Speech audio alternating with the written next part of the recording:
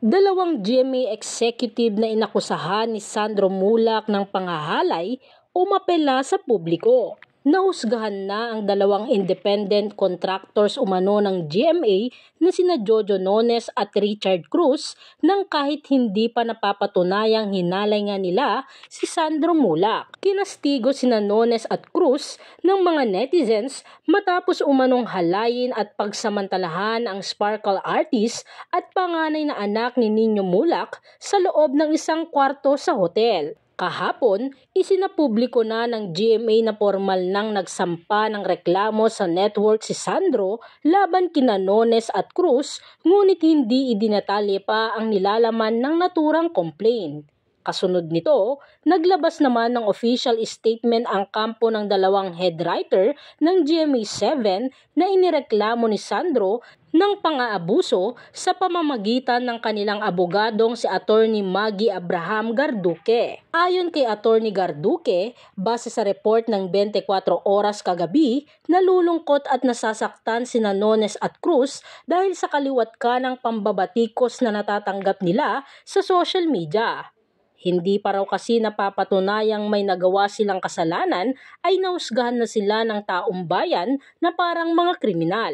Though these allegations do not mirror the true accounts of the event, we would like to reserve the right to respond in a proper forum where we receive a copy of the formal complaint. For the meantime, we urge the public to respect the investigation being conducted on this case, and we advise people who have no personal knowledge of the incident to refrain from posting baseless defamatory allegations and therefore unfairly subjecting both parties to publicity trial, sabi ng abogado ni Nones at Cruz. Samantala, ayon naman sa ama ni Sandro na si Nino, naghahanda na sila sa pagsasampa ng kaukulang kaso laban sa mga taong nang abuso sa anak. Sinabi pa ng aktor at dating child wonder na lalantad siya at magsasalita sa tamang panahon. Anya, tinatapos lang po namin i-file case then I talk. Buong pahayag ni Nino Mulak. Balitang plano rin daw magsalita ni Sandro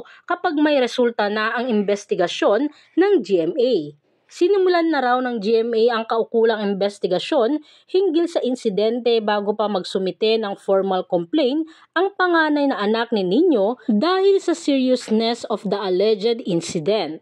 Nirespeto rin ng GMA ang pakiusap ni Sandro na wag isapubliko ang mga detalye hinggil sa kanyang reklamo at sa isinasagawang investigasyon hanggat wala pang pinal na resulta.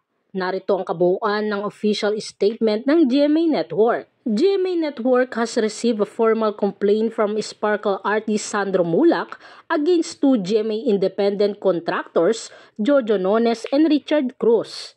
Recognizing the seriousness of the alleged incident, GMA Network had already initiated its own investigation even before receiving the formal complaint, respecting Sandro's request for confidentiality. The investigating body will withhold all details of the formal investigation until its conclusion.